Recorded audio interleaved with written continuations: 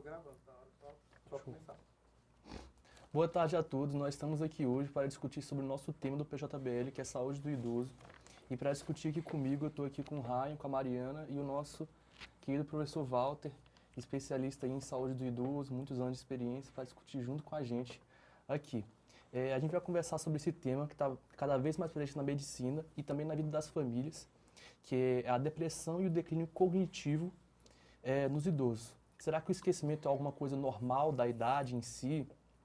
E como é que a gente consegue diferenciar a demência do quadro depressivo no geral no idoso? E qual é o impacto, por exemplo, de coisas como o luto na vida do idoso, né? Que vem na sua experiência aí e tudo, de muitos anos. Então, na primeira pergunta, eu queria perguntar para o senhor, como o envelhecimento afeta o cérebro e o funcionamento da memória? Bom dia. Obrigado pelo convite, pela confiança. E, inicialmente, eu quero dizer que eu gostei do tema. Né? Gostei do tema. Na realidade, o cérebro, ele muda ao longo da vida. Né? Quando a gente nasce, o cérebro está em formação. E ele se mantém em formação até os 20, 21 anos de idade. Ele vai crescendo. Né? Cresce em comprimento, as células, os neurônios, cresce em número, cresce em tudo.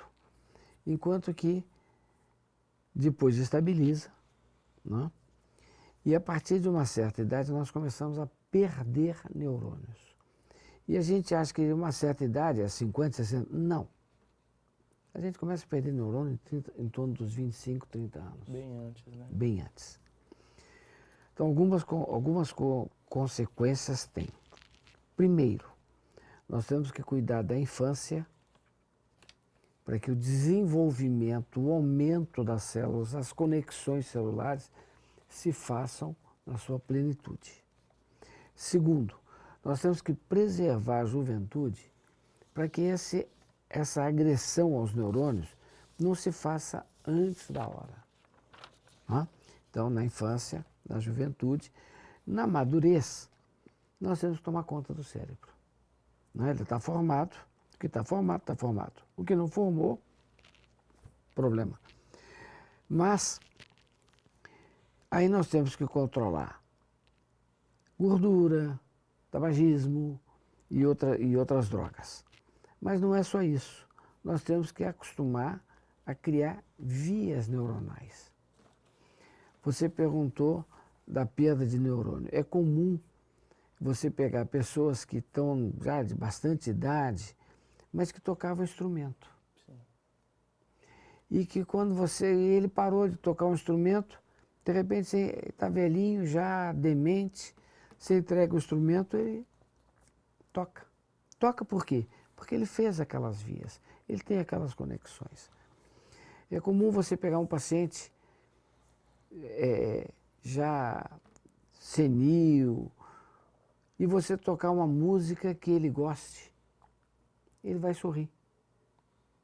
Por quê? Porque o cérebro reconheceu aquela música, talvez ele não se lembre, mas o cérebro tem aquela reserva cognitiva. Exatamente. Né? Então,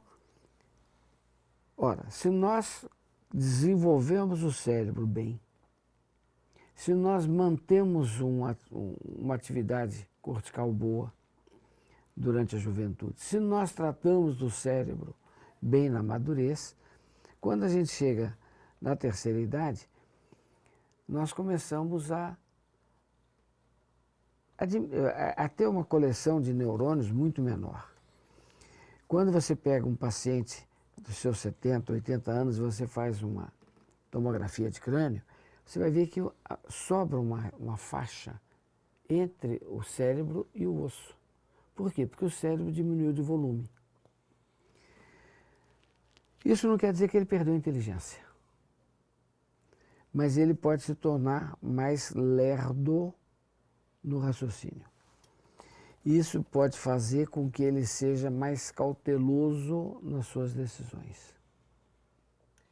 E aí, dentro disso, eu queria te perguntar, como que a gente consegue perceber o quanto isso é preocupante? Porque, assim, com o envelhecimento é comum ter um esquecimento, né? Mas a partir de que momento esse esquecimento ele passa a ser, assim, acender um alerta? Pergunta é muito boa e de difícil resposta. Difícil resposta. Me explico. Quando você começa a ter essa maior lentidão, vamos dizer, na resposta, quando você começa a ter um tempo maior para tomar uma atitude, isso na realidade pode ser benéfico para o idoso. Porque se você sai correndo e tropeça no tapete, você cai, esfola o joelho, arranha o cotovelo e machucou a ponta do nariz. Se o idoso sai correndo, ele vai fraturar o fêmur. Acaba sendo até um fator protetor, né? Lógico, uma muito fratura maior. de fêmur tem uma taxa de mortalidade de 50% em um ano. Sim. Muito mais do que uma lesão cerebral. Porque ele morre da fratura. Se você tem um dia frio e o idoso levanta e sai correndo sem casaco, ele vai morrer de pneumonia. Ele morre mais de pneumonia do que de insuficiência cerebral. Então, essa lentidão pode ser saudável para o idoso. Segundo, o idoso, se ele não for pressionado, ele vai tomar as decisões mais calmo. Onde é que isso corre risco? É quando, por exemplo, alguém liga querendo vender um produto e o idoso se atrapalha, porque o camarada dá uma série de informações, quer uma série de respostas e o idoso vai se atrapalhando e ele compra uma televisão de 50 polegadas quando ele mora numa sala que não cabe um televisor portátil. E ele fica endividado. Tem uma velocidade diferente também. Tem uma velocidade diferente. Então a gente tem que respeitar essa velocidade. Quanto ao esquecimento, frequentemente o esquecimento é mais comum por fadiga cerebral. Ou seja, você tem um bombardeio de informações, vocês fazem isso, vocês sofrem isso na prova. Vocês não se esquecem de uma questão. Eu li isso, meu Deus do céu, como é que a resposta não vem? Terminou a prova que você relaxa, está ali a resposta. É porque vocês estão velhos? Não, vocês são novos. Com o idoso acontece isso também. Então, dá tempo ao tempo, não apressa o idoso, que a resposta vem. E agora a gente também queria entrar na questão do luto. A gente sabe que o idoso, como a idade dele já é mais avançada, a gente sabe que ele já perdeu muita coisa ao longo da vida dele. E muitas vezes o próprio cônjuge é tudo que ele tem. Então, a gente queria saber como que essa perda, o isolamento social, o luto em si, principalmente na perda do cônjuge em si, pode influenciar na saúde mental e cognitiva dele. Aí é um problema mais sério, né? Um problema mais sério. A perda. Vamos começar do início. Toda opção é uma perda. E a gente não está preparado para isso. Eu vou comer camarão ou eu vou comer peixe? Eu vou comer feijão com arroz ou eu vou comer macarrão? Por quê? Se você tiver uma preferência, não, eu sou fissurado em macarrão, não tem dúvida. Mas se você gosta do feijão com arroz e gosta do macarrão, um dos dois você não vai comer. Então, nós nos acostumamos a pequenas perdas diárias. Se eu vou ao cinema, eu não vou conversar com a namorada. Por quê? Porque eu vou estar prestando atenção na tela. É uma opção. Vou ao cinema, mas não converso. Essas pequenas perdas de oportunidades, elas vão nos treinando. Mas tem perdas que são maiores. Por exemplo, divórcio. É uma perda. É uma perda. A pessoa era casada, não é mais. É uma perda.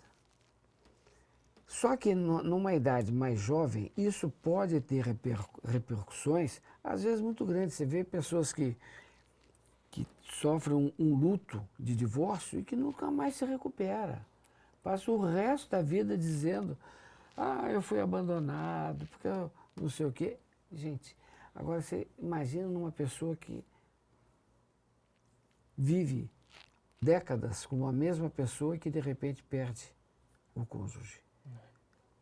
Ela não perdeu um cônjuge, ela perdeu parte da memória dela.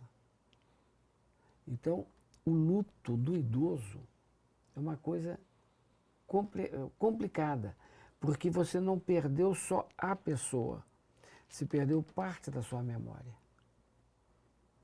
Quando você olha para uma pessoa querida, você não olha só a pessoa, você olha e você lembra o que aquela pessoa querida representa para você.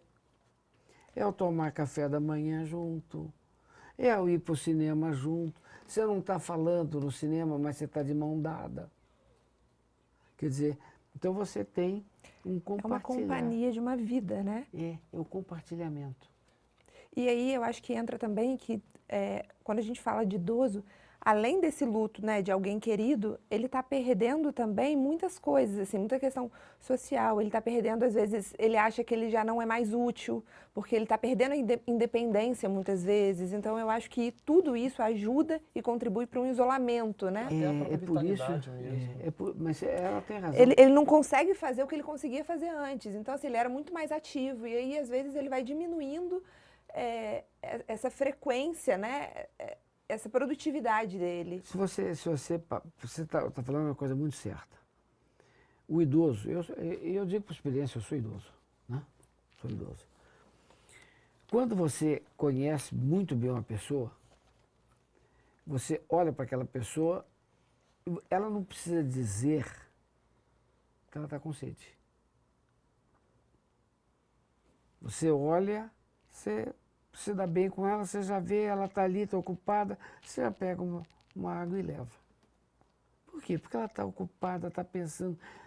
Você conhece a pessoa, você já sabe o que ela precisa. Quando você perde esse apoio, a hora que você sente sede, ou você não vai beber água,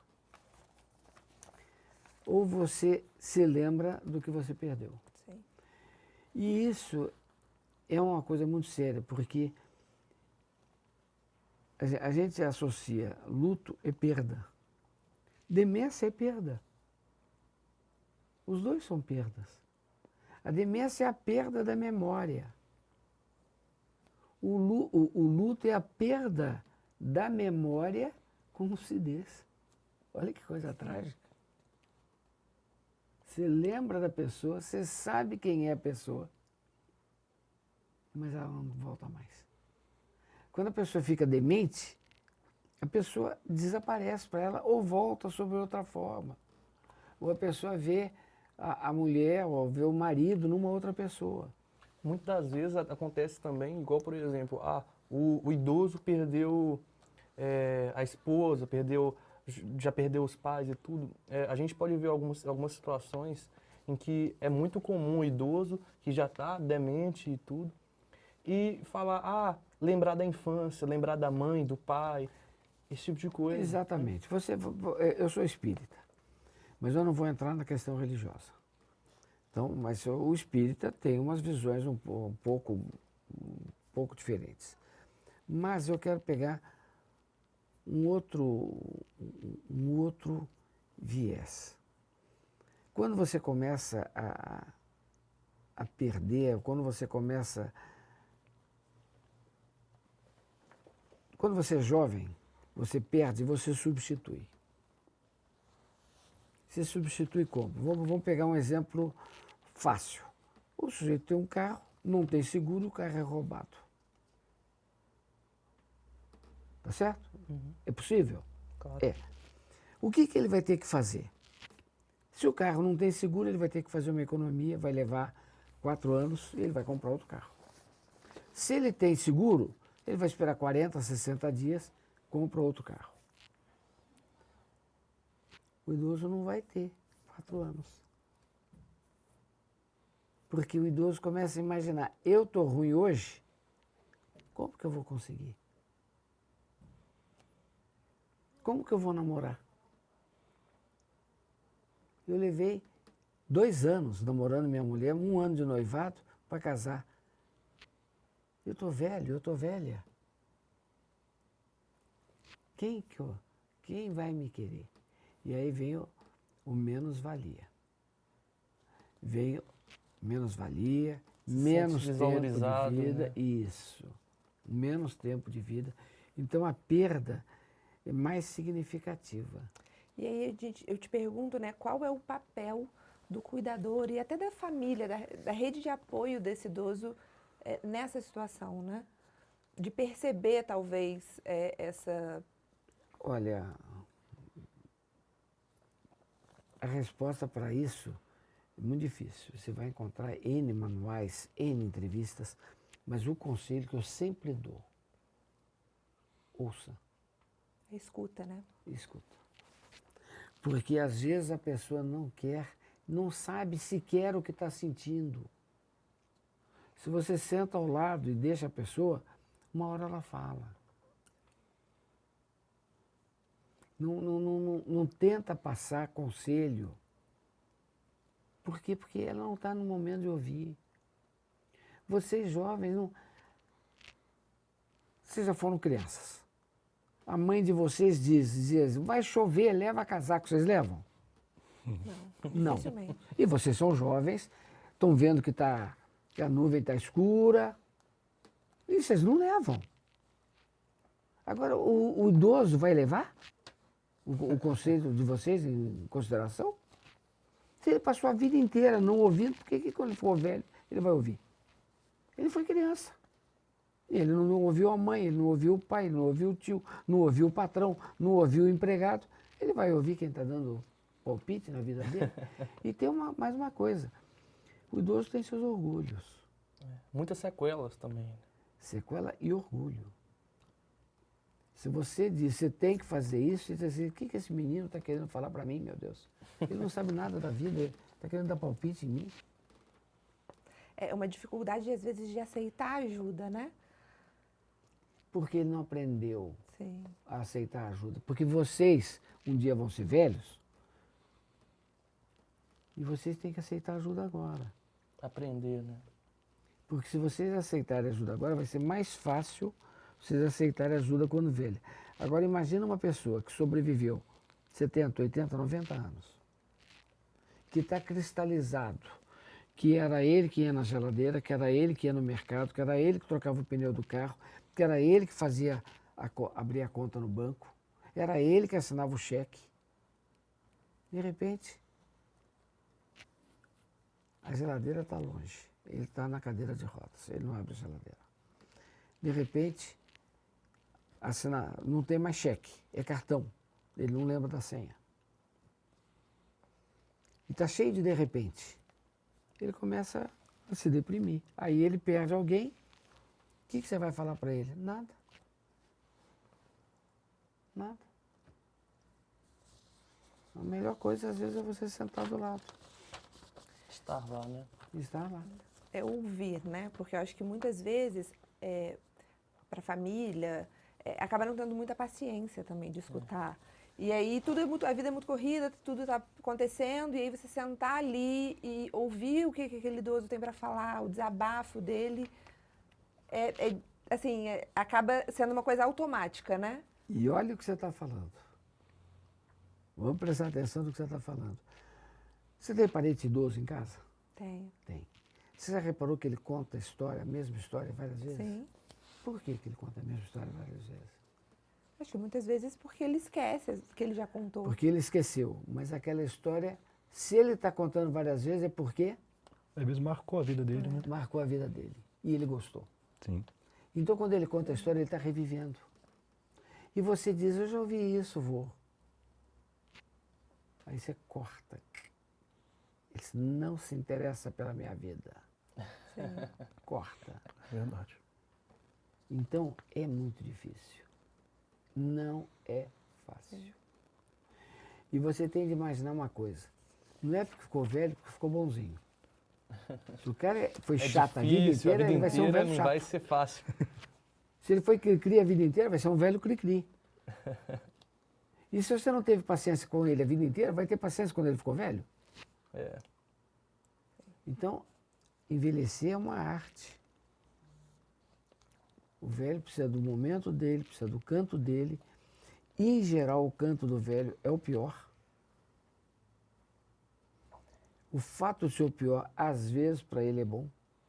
Por quê? Porque o quarto principal fica perto da muvuca da casa. Ele vai querer silêncio na hora que ele está dormindo. Ele dorme, o sono dele não coincide com o despertar de todo mundo. Então ele quer dormir às 8 horas da noite. Você não pode colocar a televisão alta. E ele acorda às 2 horas da manhã. Às 2 horas da manhã ele quer ir na geladeira. Às 2 horas da manhã ele faz barulho com o talher. É a hora que está todo mundo dormindo. Começa o conflito. Então você tem que ter uma forma dele ter o canto dele, que não seja o quartinho de empregada da casa, que não seja aquele quartinho no fundo do terreno, mas também não pode ser junto da muvuca. Até porque ele não acostuma, né? Não vai acostumar, pô. A gente vê também muitos casos, professor, o idoso mesmo, muitas das vezes ele quer só participar, né? Igual, por exemplo, você está conversando em um grupo e o idoso tenta fazer parte daquilo ali, tenta se inteirar, falar o que ele sabe, e nós que somos mais jovens, às vezes não escutamos, né? Isso que você está falando também é importante. Agora imagina outra coisa. A audição dele, será que está tão boa? É. Quando você põe uma roda de pessoas falando, o idoso não entende nada. Ele faz uma surdez seletiva. E isso colabora muito com a depressão lógico, depois. Lógico. E aí você diz, não, vou colocar os idosos todos juntos. Às vezes o idoso não tem paciência com o outro idoso. Porra, aquele velho é chato, ele fede. Aquele cara, putz, desde pequeno que eu não gosto daquele cara. Aquela mulher é chata, meu Deus. Vamos trazer ela logo para conversar comigo. Então é difícil, não é uma coisa. Criança é chata, pô. Você solta a criança, você está estudando. Tem um pivete de 5 anos de idade, é pivete mesmo, 5 anos de idade. Entra com o patinete na sala. Tio, me ajuda.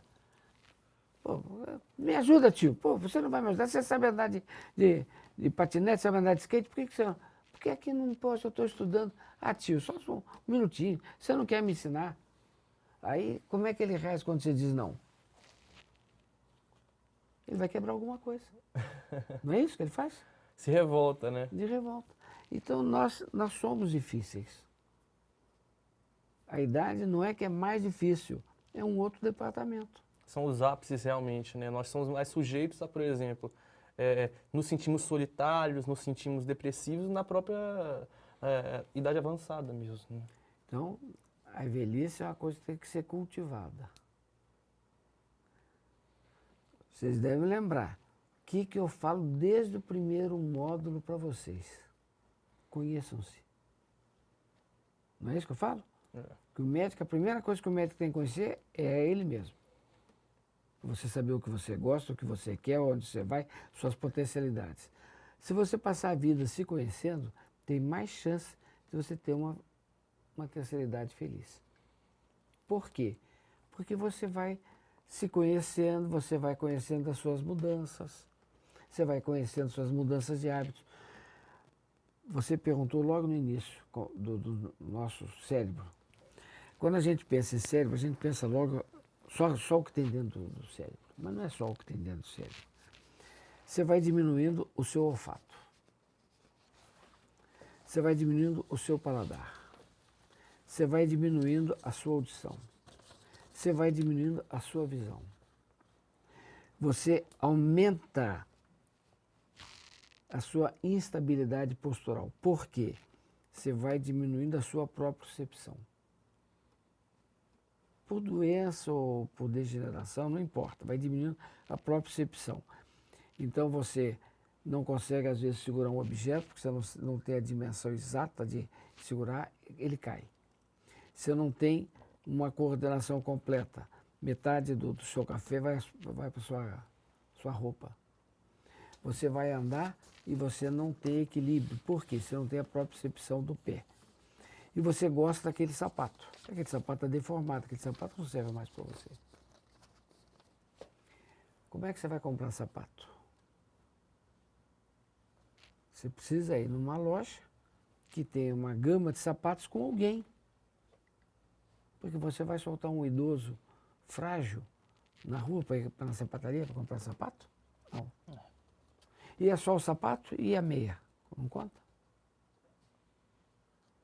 E o idoso, na hora que coloca o sapato, você tem que fazer ele andar. E observar como é que ele pisa. Ver se ele está pisando direito, se o sapato não está apertando. Por quê? Se ele não diminui a sensibilidade, o sapato aperta, daqui a pouco ele está com calo. Ele não tem a sensibilidade, mas o calo vai doer. Ele sente a dor. Então, essas perdas talvez sejam tão importantes quanto as perdas cognitivas, ou mais, porque aí ele não tem vontade de sair.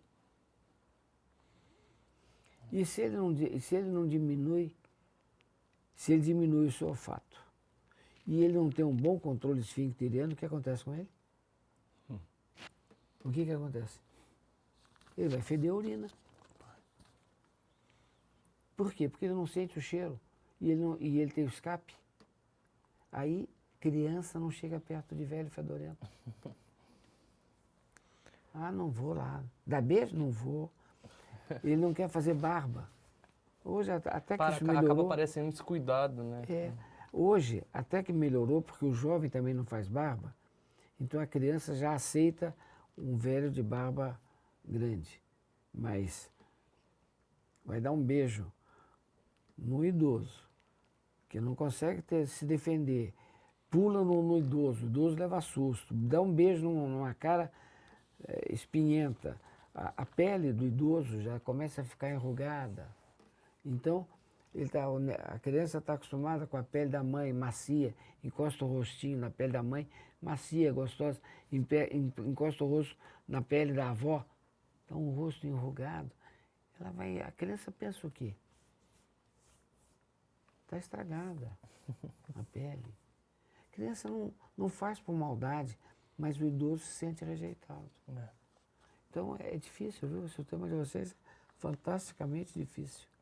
É um tema muito amplo, né? Muito, muito. E o que você acha, o quão importante você acha que é uma abordagem multidisciplinar, né? Com o idoso, né? Porque aí a gente não fala só do médico, a gente fala do idoso fazer um exercício físico, nem que seja uma fisioterapia, um pilates, fazer de repente um acompanhamento psicológico, que muitas vezes eles não aceitam, né? Porque eu digo assim, pelo exemplo que eu tenho em casa, minha avó é uma idosa que ela deveria, assim, eu acho até que ela tem uma indicação de fazer um acompanhamento psicológico, mas ela não aceita, porque ela não quer se abrir, ela fala que ela não quer falar da vida Que dela. idade ela tem? Desculpe. Minha avó tem 76. 76. 76 está chegando no que a gente chama do idoso frágil. 75, 80 é o chamado idoso frágil.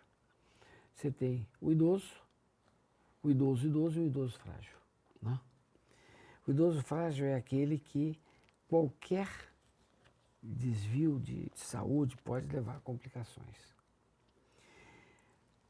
Quando eu falei sério, parece brincadeira, mas não é. Se a gente começa a preparar para a terceira idade, na infância, porque é questão de comportamento. Ele, eu tenho certeza que faz ginástica. Não preciso nem segurar aqui para saber que faz ginástica.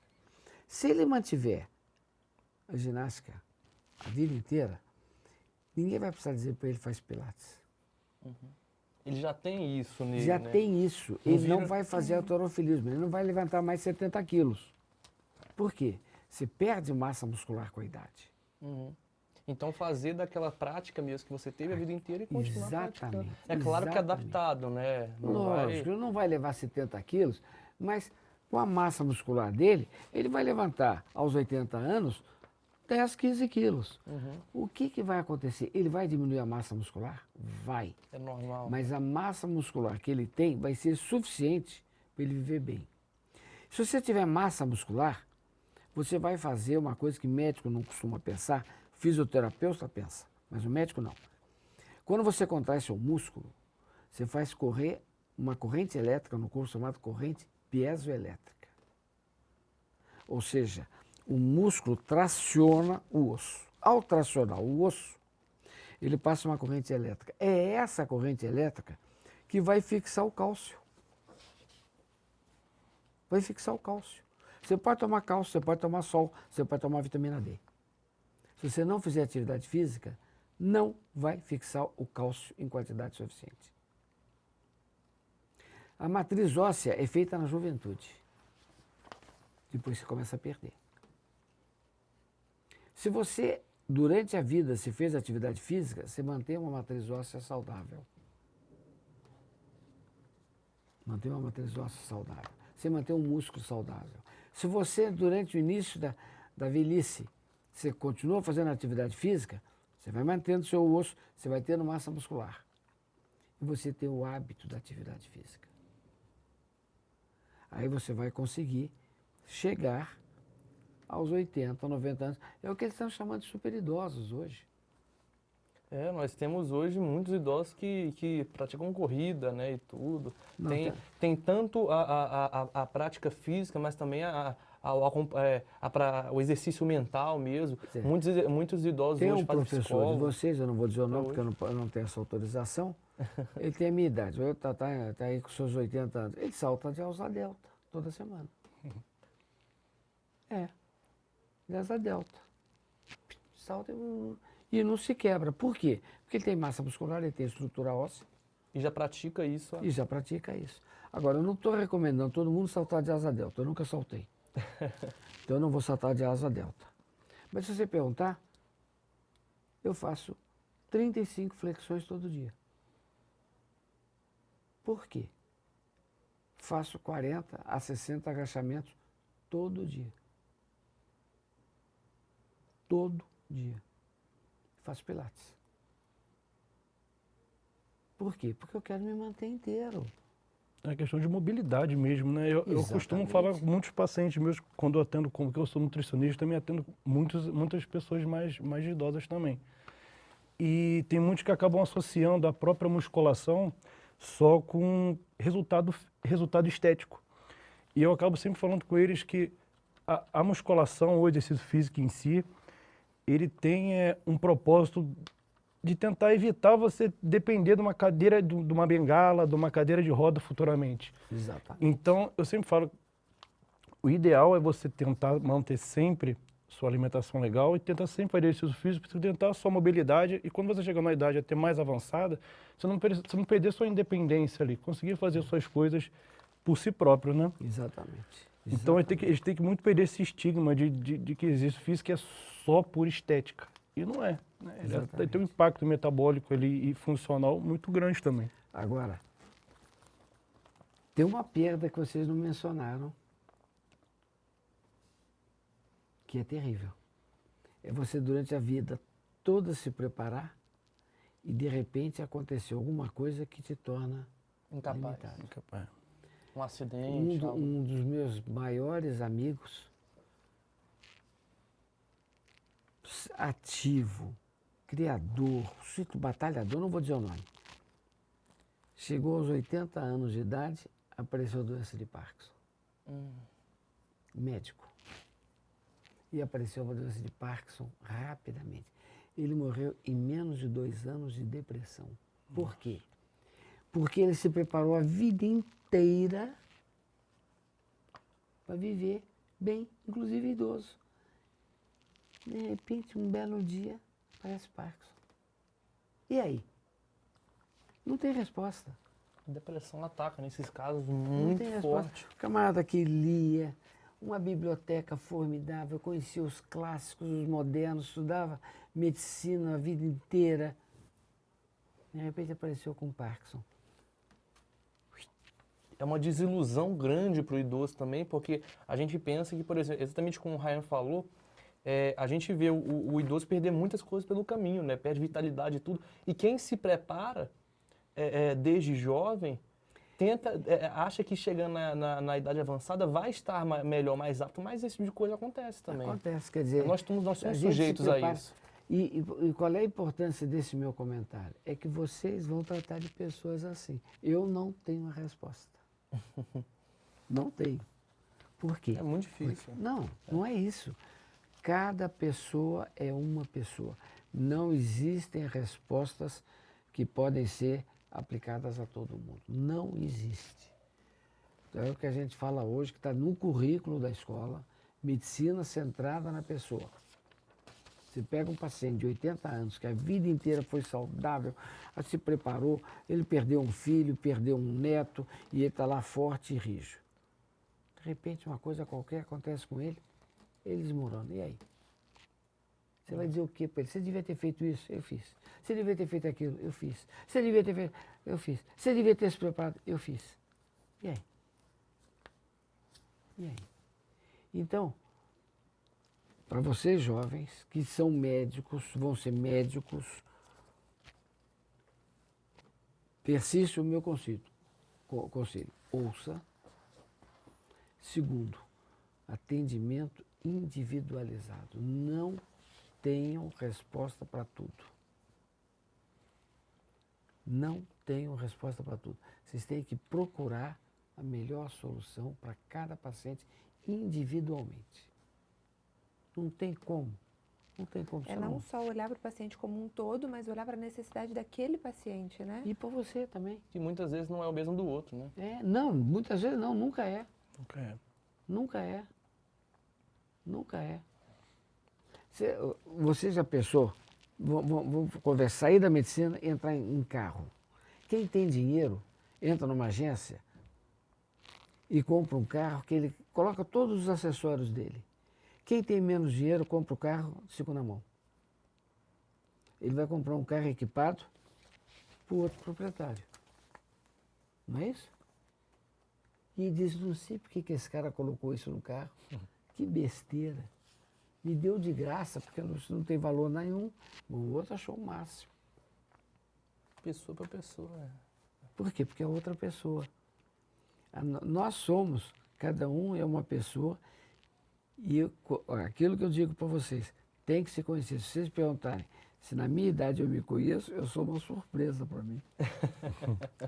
Sou mesmo. Tem horas que eu digo, gente, não acredito que eu fiz isso. E professor, até pegando esse gancho em relação a esse amigo do senhor e tudo, que infelizmente ele chegou a falecer de depressão, quais sinais o senhor acha que servem como sinais de alerta para os familiares, as pessoas, para eles realmente abrirem o olho em relação a esse idoso que pode estar chegando à depressão? Eu acho que o principal sinal é mudança de comportamento. Uhum. Isolamento? Não, comportamento, qualquer comportamento. Toda mudança, ou ela vem seguindo um patamar, seria uma mudança evolutiva, mas quando tem uma disrupção, processo disruptivo qualquer, e a evolução mudou, é um sinal de alerta. Pode ser para melhor, pode ser para pior, mas você tem que ficar alerta. Como, por exemplo, o idoso, ele já... durante toda a vida dele, ele sempre foi adepto a, por exemplo, nadar. Aí ele resolve, não quer mais saber disso, tem alguma se desligar coisa. Totalmente. Isso é um... Tem alguma coisa. É mudança de rotina, né? Ele tem aquela rotina fixa dele e começa... Pode ser um problema psicológico, pode ser um problema afetivo, pode ser um trauma. Não sei, aí é o caso isolado que você vai ver, não é o caso individual. Eu não gosto da expressão isolado, eu gosto do individualizado. Uhum. Né? O que houve? Então, para mim, o que chama a atenção é a mudança de comportamento. Mas a gente tem que ter um alerta, que é o seguinte: antes de diagnosticar demência, eu tenho que, e aí é que entra o comportamento, eu tenho que ver, é abandono? O paciente, ele é demente por quê? Porque ele tem deficiência de vitamina B12, ele tem hipoproteinemia, ele tem anemia, ele tem o hipotiroidismo, ele tem uma doença orgânica. Eu tenho que descartar a doença orgânica. Descartar mais questões fisiológicas também. Exatamente. Ele tem um abandono, que pode ser um abandono sábado à tarde vai todo mundo pro shopping. Ele não vai. Ele não vai, não é porque a família ele não quer, porque ele não gosta de ir ao shopping. Mas ele queria que ninguém fosse ao shopping para ficar com ele. Então ele fica triste, porque foi todo mundo ao shopping e ele ficou sozinho em casa. Então, essas coisas têm que ser trabalhadas. Eu não sei como, não tenho resposta para isso. Mas ele não quis ir ao shopping. Ninguém obrigou ele a ficar em casa. Pelo contrário, compraram até a entrada para o cinema para ele. Mudaram até o restaurante que iam para ele, mas ele não quer ir. Então, agora, se ele sempre teve esse comportamento, tudo bem. Se ele passou a ter esse comportamento, tem alguma coisa aí que tem que ser olhada. Tem alguma coisa que tem que ser olhada. E vocês vão ver uma coisa muito interessante. O dinheiro ajuda e atrapalha. Ajuda em que sentido? Você pode contratar uma pessoa, mais uma pessoa, você pode contratar fonoaudiólogo. O idoso, e a fonoaudiólogo é ótimo, ele engasga, ele atrapalha com a palavra. Fono é uma beleza. Você tem que pagar. Você vai fazer pilates, uma beleza, vai melhorar a mobilidade, mas você tem que pagar. Ele está com dentadura frouxa, você tem que pagar o dentista, mas você tem que pagar. Ele está com dores articulares, você vai levar no reumatologista, no ortopedia, mas você tem que pagar. Então o dinheiro ajuda. Mas o dinheiro atrapalha quando? Quando você acha que você pode comprar tudo. É. E aí você diz, mas eu dei para ele a melhor cadeira de roda. Eu comprei um carro, um SUV, só para ele poder ir lá e levar a cadeira de roda. Eu contratei o melhor motorista da cidade. Mas faltou o quê? Conversa. Não Às vezes sentou ali para fazer básico, companhia. É. Então o dinheiro ajuda, por um lado, e pode atrapalhar por outro. A falta de dinheiro nunca é boa. Nunca é boa. Esse negócio de dizer, falta de dinheiro, mas tem muito amor. Legal, mas tem fome. É isso aí. É. Então, falta de dinheiro nunca é bom. A gente pode ver principalmente aí que muitas das vezes o idoso, perdendo tantas coisas assim, ele acaba se sentindo abandonado, no geral mesmo. Né? Uhum. E a gente não vê um caso, a gente vê vários casos de, muitas vezes até dos próprios filhos, né? Que acabam, o filho pode até dar tudo de bom e do melhor, mas às vezes não está lá, às vezes não está na companhia, às vezes o idoso sente essa falta, né? Então é um negócio que acaba perdurando também, né?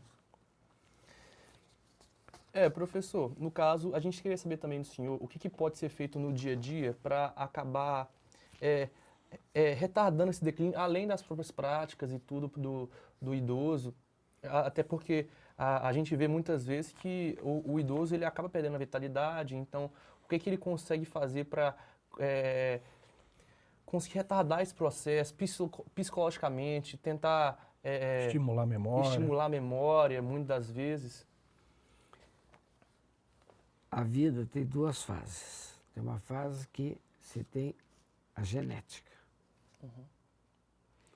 Que a gente sempre acha que a genética vai influir no idoso. Não. A genética influi no jovem.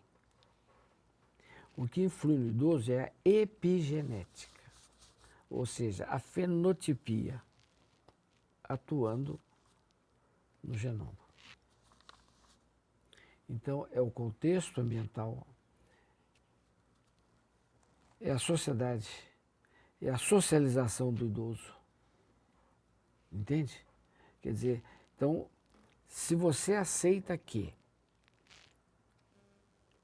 o idoso está integrado num meio ambiente, você está atuando epigeneticamente no genoma da pessoa. Você está valorizando o que ele tem de positivo. Ou seja, é atividade física, é carinho, é conversa, é boa alimentação, é integração social. E integração, até às vezes é uma discussão, se é uma família de italianos, briga todo dia, faz parte da rotina, da né? rotina. O dia que ninguém brigar, você vai dizer, morreu alguém, está todo mundo chorando. Quer dizer, então, eu acho que nós temos que ser gente. Uhum. Ser gente é entender que o outro é gente e que eu sou gente. O senhor acha que, por exemplo, a gente introduzir o idoso também, muitas das vezes, num acompanhamento psicológico também, para ele conversar. O idoso muitas vezes tem resistência também, né? Mas é tudo individual. Uhum. É tudo individual. A minha mãe contava com seus quase 100 anos, ela morreu com 102. Ela não queria fazer nada. Não queria, porque eu estou ótimo, porque eu estou ótimo. Aí a gente levou uma fono. De repente ela ficou amiga da fono, ela queria conversar com a fono. Foi uma nutricionista para fazer uma dieta para ela. A nutricionista interagiu de tal forma com ela que ela seguia a dieta direitinho. Ah, mas não foi isso que ela pediu. Ela não queria a nutricionista. Ela não queria a fono. Agora, psicólogo, nem pensar. As duas foram melhor que os psicólogos. Uhum.